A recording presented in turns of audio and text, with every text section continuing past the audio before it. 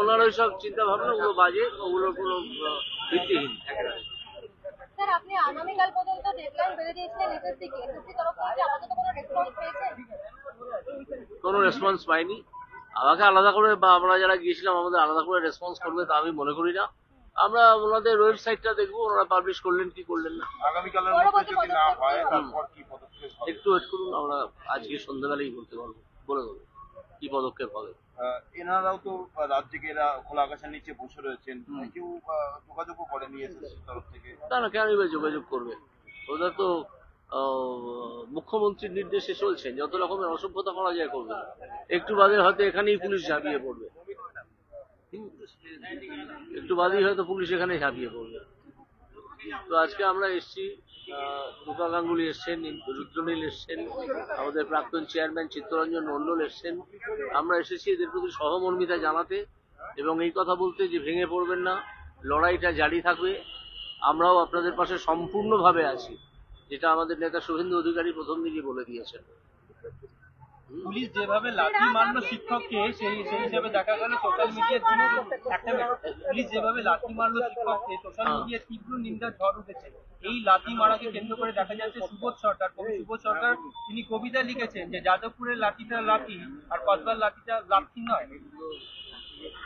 উনি কি বোঝাতে চেয়েছেন আমি জানি না। সুবোধ সরকার একটি অদ্ভুত চরিত্র, ওনার লেখালেখি সম্বন্ধে আমি ইন্টারেস্টেড নয়, আমি কিছু বলবো না। হ্যাঁ ম্যাডাম, আপনি কি বলছিলেন?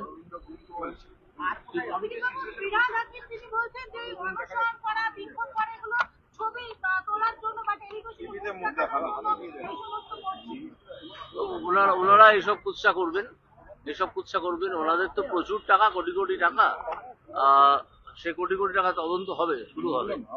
তো সেই জন্য তারা যাদের চাকরি গেছে, যোগ্য প্রার্থী যাদের চাকরি গেছে, তাদের দুঃখ সম্বন্ধে তারা কিছুই বলেন না, বুঝতেও পারেন না।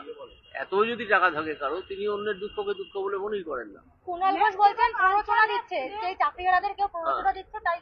ঠিক আছে, উনি মুখপাত্র অনেক কথা বলেন, এলোমেলো উল্টোপাল্টা বলেন, যা বলেছেন বলুন, আমরা তো আছি। আপনারা তো একা নন, এটা আমরা দেখাতে চাই যে আপনারা একা নন, আপনাদের সঙ্গে আমরা আছি এবং শেষ পর্যন্ত থাকবো, প্রতিটা মুহূর্তে থাকবো।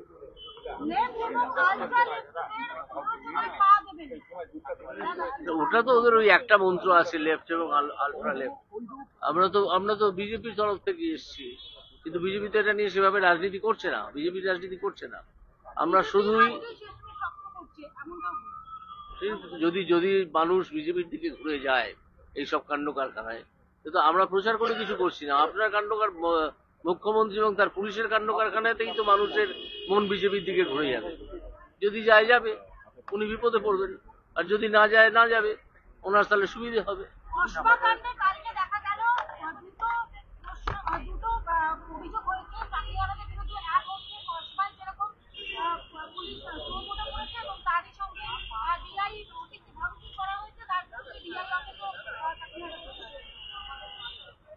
হ্যাঁ, পুলিশ যত খুশি মামলা করে করুক, সেই মামলা আমরাও বুঝে নেবো।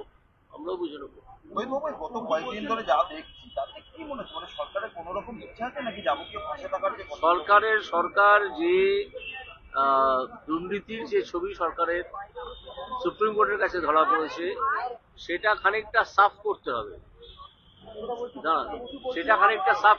সরকারকে সেটা সাফ করার একটা উপায় আমরা বাতলেছি যে যোগ্য এবং অযোগ্যদের লিস্টটা এখনই পাবলিশ করুন। সেটা এখনো পর্যন্ত কি করছেন আমরা জানি না, কালকে বলে এসেছি। আমরা যোগ্য অযোগ্যদের তালিকা বার করার চেষ্টা করছি। বলছেন যে আপনি শুধুমাত্র রাজনীতি করছেন, তার জন্যই সেদিন বলেছিলেন এই সমস্ত প্রস্তাব দিচ্ছেন। না, ওনার ভ্রান্ত ধারণা। আমি শুধু রাজনীতি কেন করবো? আমি তো নিয়ে এসেছিলাম, কালকে যেতে তো প্রস্তুত ছিলাম, অনেক রাত অব্দি জেগে চিঠিটা তৈরিও করেছিলাম।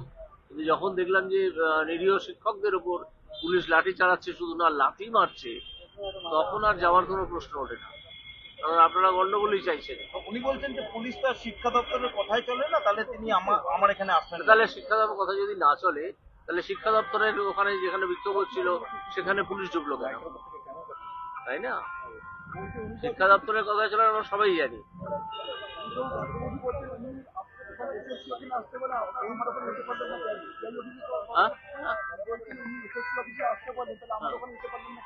ওই কারণে গেলাম না, যেতে না পারার তো অন্য কোনো কারণ নেই। ওনারা একদিকে শিক্ষকদের লাথি মারবেন, লাঠি চালাবেন, দুজন শিক্ষক প্রচন্ড রকমের আহত হয়েছেন, আবার বলবেন যে আসুন আমরা চিঠি জানিয়েছি, আমরা বৈঠক করছি। এই দুটো একসঙ্গে চলে না। না, আমরা তো খবর পেয়েছি, আমি খবর পেয়েছি যখন এই সিদ্ধান্ত নিই তার ঠিক আগে। আমি তো আগে খবর পাইনি। ওই তো লালবাজার থেকে ডিসি এসএসটির কাছে একটা ব্যাখ্যা চাওয়া হয়েছে যে পুলিশ কেন লাঠি চালালো, কি এমন পরিস্থিতি তৈরি হয়েছে। পুলিশ কি লালবাজারের অনুমতি ছাড়া বা অনুমোদন ছাড়া লাঠি চালিয়ে দিল ডিসি? সেটা আমরা জানি না এখন স্পটে কি হয়েছিল, স্পটে কি হয়েছে আমরা জানি না।